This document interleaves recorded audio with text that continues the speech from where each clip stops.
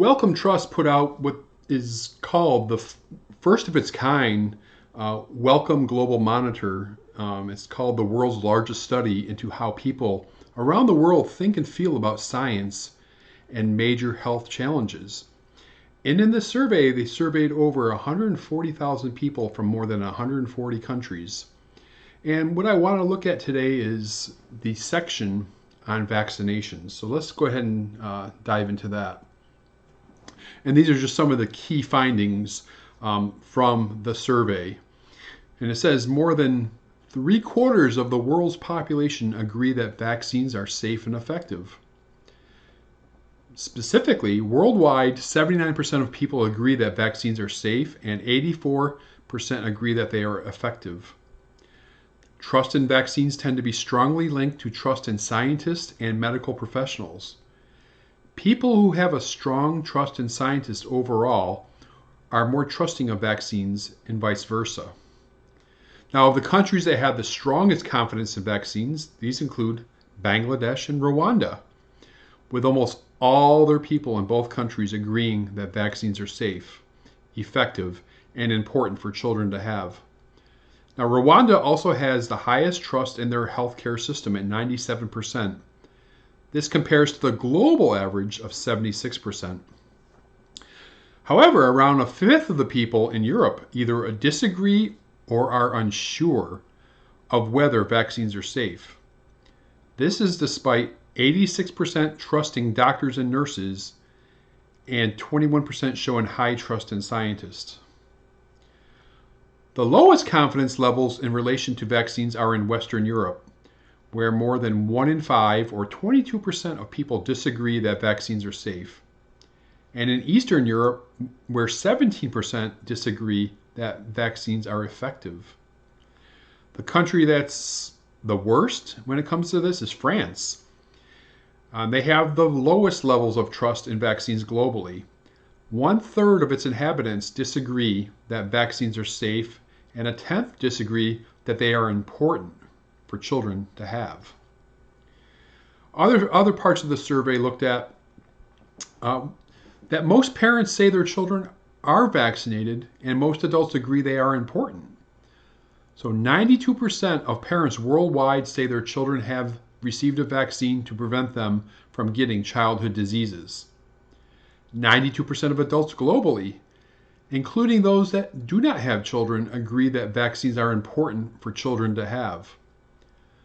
But worldwide, 6% of parents say their children are unvaccinated, representing more than 188 million parents globally. The countries with the highest numbers of parents claiming to not vaccinate their children include China, Austria, and Japan. Now, the head of vaccines at Wellcome, Charles Weller, said, "It is reassuring that almost all parents worldwide are vaccinating their children. However, there are pockets of lower confidence in vaccines across the world, and we cannot afford to be complacent. To ensure society gets the full benefit of vaccines, we need to make sure that people have confidence in both the safety and effectiveness of vaccines, and understand more about the complex reasons why this is not always the case." Now, I mentioned earlier that France had the highest percentage of their population that disagree that vaccines are safe at 33%, 1/3 of their population. This is followed by Gabon at 26%, Togo 25%, Russia 24%, Switzerland 22%, Armenia 21%, Iceland 21%, Belgium 21%, Austria 21%, Haiti 20%, and Burkina Faso at 20%. So mostly they're in Africa and Europe for the most part. And that kind of leads me to a survey that was done. It was a Harris poll, and it was done on behalf of the American Osteopathic Association. And their title says 45% of American adults doubt vaccine safety, according to the survey. Americans cite online articles, past secrets, wrongdoing by pharmaceutical industry, and information from medical experts as top sources of suspicion. Okay, so they did this online survey, much smaller than the Wellcome survey, about 2,000 U.S. adults, and it shows that more than 2 in 5 American adults, or 45%, say something has caused them to doubt vaccine safety. Now, perinatal psychiatrist Rachel Schmutz, DO, said that the spread of negative attitudes toward vaccines is a phenomenon deeply rooted in human psychology and amplified by social media.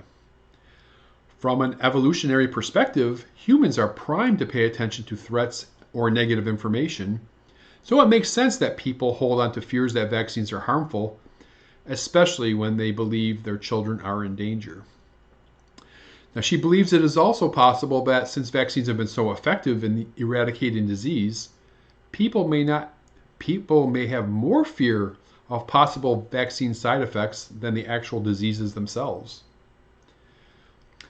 Schmutz says, for some, it really might be that vaccines are viewed as the more salient threat. Very unfortunate.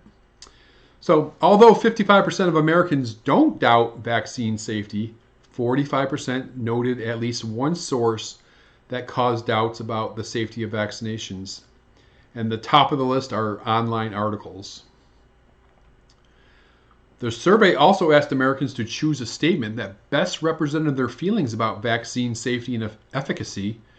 While 82% chose in favor of vaccines, 8% selected responses expressed in serious doubt, and another 9% were just unsure. Now, physicians say that these small margins can cause significant damage to public health if the doubts result in more unvaccinated people.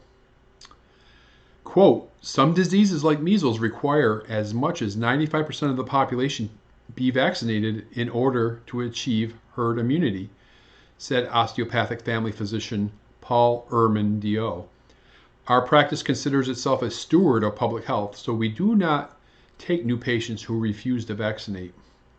And he goes on to talk about herd immunity in this article.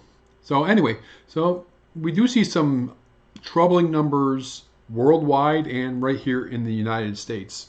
And we're seeing the outcome of these numbers, right? Europe has a lot of people that question vaccines' effectiveness and safety. Hence, you have pretty decently large outbreaks both in Western Europe and Eastern Europe.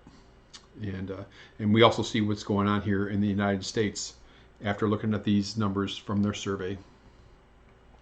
Now, there have been some incredible successes with vaccines, and just to point out a couple, one is the MMR vaccine, and this article says that about 2.6 million people were dying from measles every year before the first vaccination for the disease was introduced in the 1960s. Vaccination resulted in an 80% drop in measles deaths between 2000 and 2017 worldwide, according to the World Health Organization. And you can see that chart and the amazing accomplishments of vaccines. Then polio. Only a few decades ago, paralysis or death was a very real concern as millions fell victim to polio. Now it's basically gone. And you can see how it used to be and how it peaked out and how it's basically plateaued down to, a couple dozen, 3 dozen a year now, and getting closer and closer to eradication. So there are clearly success stories to vaccines, and to deny that is just to deny the truth. And the last thing I wanted to point out was this kind of interesting chart I saw that somebody had posted on LinkedIn. And I just want to go over a couple of the numbers, and it really shows the successes of vaccines. And we'll look at the first one, is diphtheria.